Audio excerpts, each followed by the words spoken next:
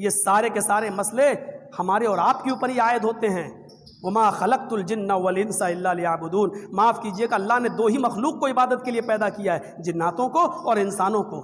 فرشتے اللہ کی عبادت نہیں کرتے ہیں۔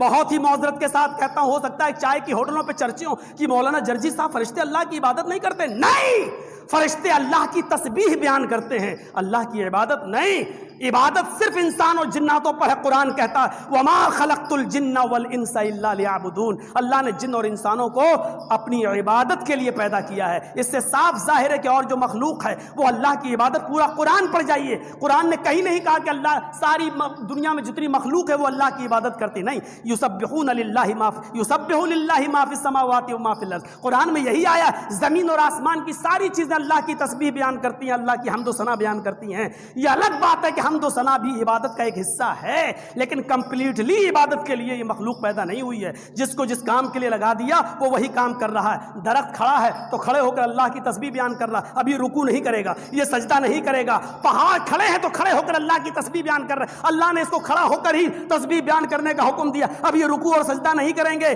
اللہ کی مخلوق ہے جن اور انسان، یہ رکوع اور سجدہ کریں گے، یہ بندوں کے حقوق ادا کریں گے، یہ غریبوں کا خیال بھی رکھیں گے۔ معاف کیجئے گا،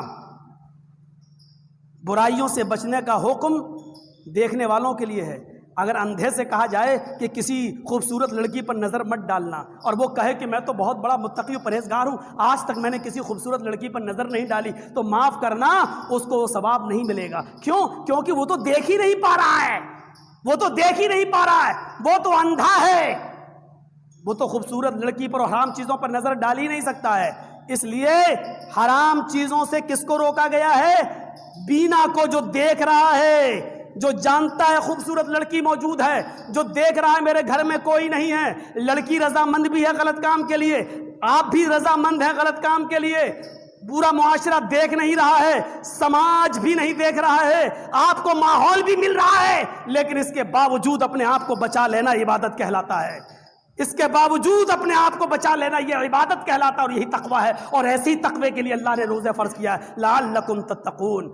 فریج کھلی ہے، نعمتیں رکھی ہیں، بیوی مائکے گئی ہے، بچے اسکول گئے ہیں، پورا سماج آپ کو دیکھ نہیں رہا ہے، لیکن آپ پانی اس لیے نہیں پی رہے ہیں کیونکہ آپ کو معلوم ہے کہ اللہ دیکھ رہا ہے۔ اس چیز کا نام روزہ ہے، اس چیز کا نام روزہ ہے، اس چیز کا نام روزہ ہے۔ فرشتوں کو اگر جبرائیل علیہ السلام روزہ رکھ لے تو کیا کمال ہے؟ جبرائیل تو کھاتے نہیں ہے، کوئی فرشتہ کھاتا اور پیتا نہیں ہے، اگر وہ کھاتے اور پیتے نہیں ہے پھر روزہ رکھے ہوئے تو کیا کمال ہے؟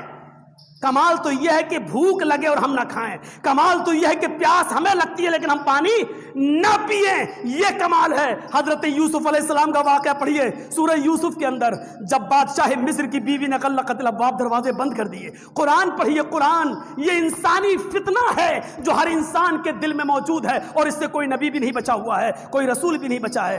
حضرت یوسف علیہ السلام کو دروازے میں بند کر دیا، قرآن کہتا غلقت الابواب، دروازے بند کر دیے، اس نے کہا تعال اے یوسف، آؤ میرے پاس، ادھر تشریف لاؤ، اور راودتہ کا لفظ قرآن میں موجود ہے۔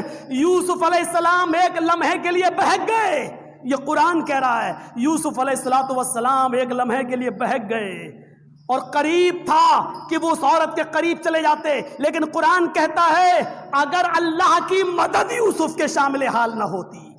دیکھیے قرآن کے الفاظ دیکھیے، یوسف جیسے ہی اس کے قریب گئے تو کہا معاذ اللہ، اللہ کی پناہ، میں جیل میں جانا پسند کر لوں گا لیکن تیرے قریب آنا پسند نہیں کروں گا۔ اور یوسف علیہ السلام نے اپنے آپ کو بچایا، ماحول موجود تھا، بادشاہ مصر موجود نہیں تھا، دروازے ایک نہیں ابواب جمع استعمال ہوا ہے، اس عورت نے کمرے کا ایک دروازہ بند نہیں کیا، غلقت الابواب، کئی دروازے بند کر دیے، تہخانے کے اندر لے گئی۔ اتنا اچھا ماحول ملنے کے باوجود اپنے آپ کو حضرت یوسف نے بچایا۔ یہ کام فرشتے نہیں کر سکتے ہیں جو انسان کر سکتا ہے، اس لیے انسان کا درجہ فرشتوں سے بلند اور اونچا رکھا گیا ہے، اس لیے عبادت کے لیے اللہ نے انسان کو پیدا کیا ہے۔ اور پھر فرشتوں سے کہا تھا کہ میں دنیا میں ایسی مخلوق پیدا کر رہا ہوں جو میری عبادت کرے گی، تو فرشتوں نے کیا کہا تھا؟ ایسی مخلوق کو کیوں پیدا کر رہا جو فساد کریں گے اور خون بہائیں گے؟ کیوں؟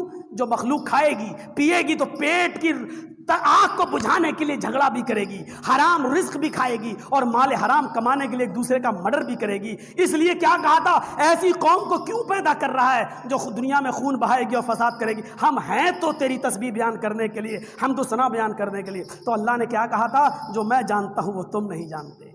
तो मेरे भाइयों, अपने मकाम को पहचानो। अगर अल्लाह रब्बुल आलमीन की इबादत सही तरीके से कर रहे हो तो अल्लाह की कसम फरिश्तों से ऊंचा मकाम है तुम्हारा। मौलाना अबुल कलाम आज़ाद ने इंसान की तारीफ में बहुत अच्छा लिखा है। उन्होंने लिखा है कि दुनिया में कोई इंसान इतना गुनाहगार नहीं है कि वो इबलीस से ज़्यादा गुनाहगार हो, वो शैतान लईन से ज़्यादा गुनाहगार हो, और इतना ज़्यादा नेक भी नहीं है कि वो नेकियों में जिब्राइल से आगे बढ़ जाए। गुनाहगार भी इतना नहीं है कि वो इबलीस को पीछे छोड़ दे, और नेक भी इतना नहीं है कि वो जिब्राइल को पीछे छोड़ दे। अगर इंसान नेक अमल करता है, हलाल और हराम की तमीज़ रखता है, तो इसका मकाम जिब्राइल से भी बुलंद है। और गुनाहों से अगर अपने आप को बचाता नहीं है तो फिर इसका दर्जा इबलीस से भी ज़्यादा खतरनाक, इबलीस से भी ज़्यादा खतरनाक। तो हम अपने आप को देखें कि हम इबलीस से ज़्यादा खतरनाक बनना चाहते हैं या जिब्राइल से भी ज़्यादा दर्जे में हम मकाम और मर्तबे में ऊपर उठना चाहते हैं।